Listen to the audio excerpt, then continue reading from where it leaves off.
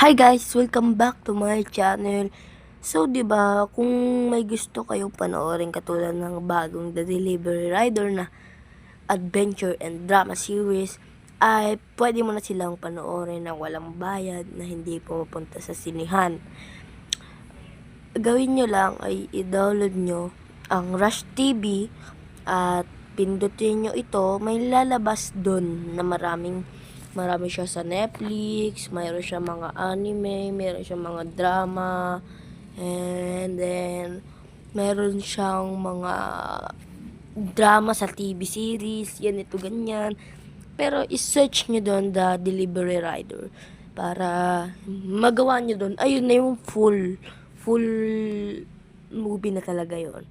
So, wala siyang ads pagbago. Pero pag matagal-tagal na, meron na siya. So, habang hindi free naman talaga pala yon.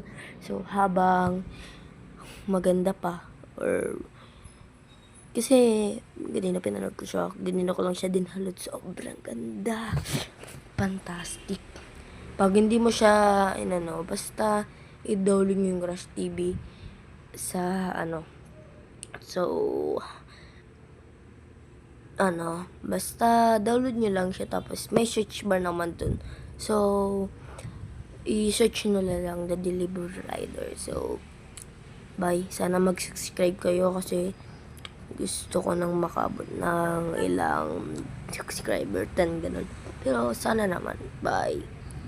Thank you nga pala sa makakapanood dito. Okay na kayo.